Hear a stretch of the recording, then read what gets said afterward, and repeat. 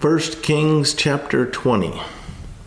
Now Ben-Hadad, the king of Syria, gathered all his forces together. 32 kings were with him, with horses and chariots, and he went up and besieged Samaria and made war against it.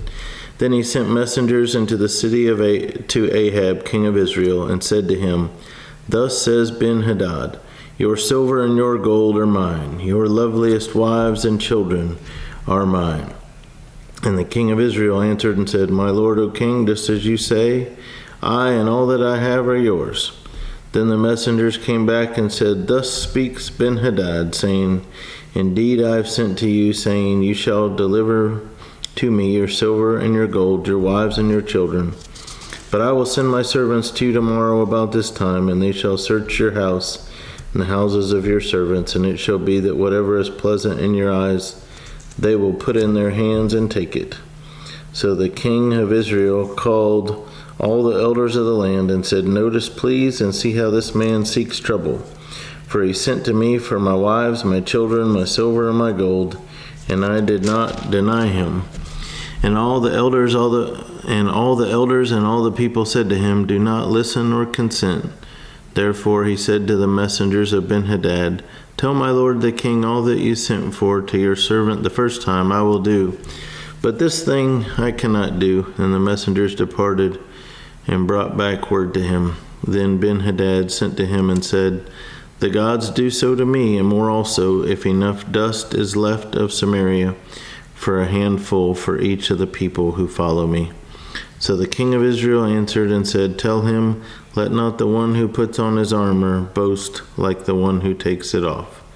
And it happened when Ben-Hadad heard this message, as he and the kings were drinking at the command post, that he said to his servants, Get ready. And they got ready to attack the city. Suddenly a prophet approached Ahab, king of Israel, saying, Thus says the Lord, Have you seen all this great multitude? Behold, I will deliver it into your hand today, and you shall know that I am the Lord. So Ahab said, By whom? And he said, Thus says the Lord, By the young leaders of the provinces. Then he said, Who will set the battle in order? And he answered, You. Then he mustered the young leaders of the provinces, and there were 232. And after them he mustered all the people, all the children of Israel, 7,000. So they went out at noon. Meanwhile Ben-Hadad and the 32 kings helping him were getting drunk at the command post. The young leaders of the provinces went out first, and Ben-Hadad sent out a patrol, and they told him, saying, Men are coming out of Samaria.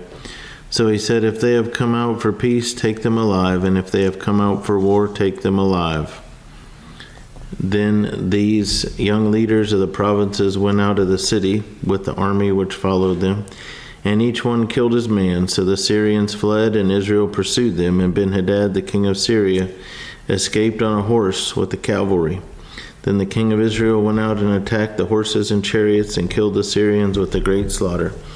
And the prophet came to the king of Israel and said to him, Go strengthen yourself, take note, and see what you should do, for in the spring of the year the king of Syria will come up against you.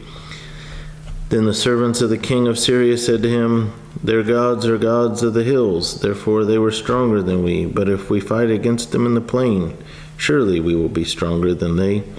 So do this thing, dismiss the kings each from his position, and put captains in their places, and you shall muster an army, like the army that you have lost, horse for horse and chariot for chariot. Then we will fight against them in the plain. Surely we will be stronger than they. And he listened to their voice and did so. So it was in the spring of the year that Ben-Hadad mustered the Syrians and went up to Aphek to fight against Israel. And the children of Israel were mustered and given provisions, and they went against them. Now the children of Israel encamped before them like 2 little flocks of goats, while the Syrians filled the countryside.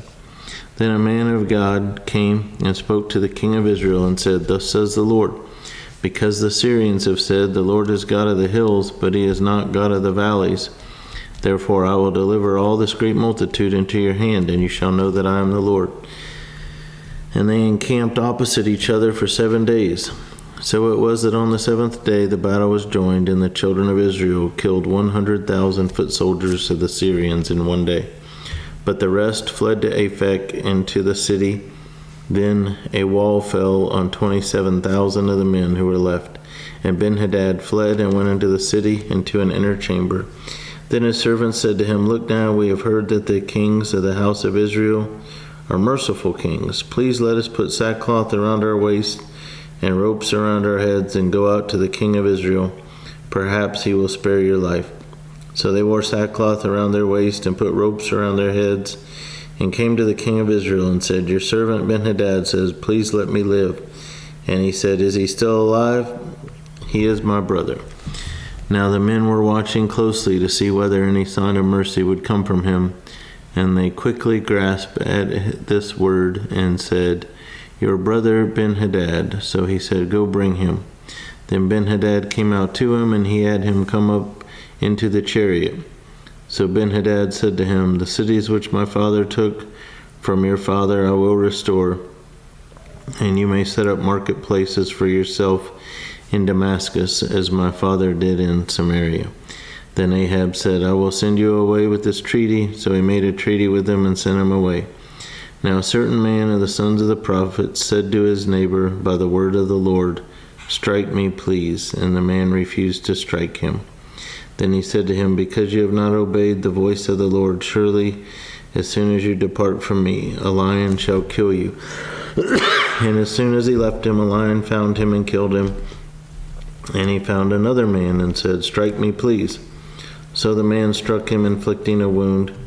Then the prophet departed and waited for the king by the road and disguised himself with a bandage over his eyes. Now as the king passed by, he cried out to the king and said, "Your servant went out into the midst of the battle, and there a man came over and brought a man to me and said, 'Guard this man. If by any means he is missing, your life shall be for his life, or else you shall pay a talent of silver.' While your servant was busy here and there, he was gone." Then the king of Israel said to him, "So shall your judgment be. You yourself have decided it." And he hastened to take the bandage away from his eyes, and the king of Israel recognized him as one of the prophets. Then he said to him, "Thus says the Lord, because you have let slip out of your hand a man whom I appointed to utter destruction, therefore your life shall go for his life, and your people for his people." So the king of Israel went to his house sullen and displeased, and came to Samaria. So the Lord is displeased that he had made a treaty with Ben-Hadad when God had given him victory over people that were trying to take over Israel.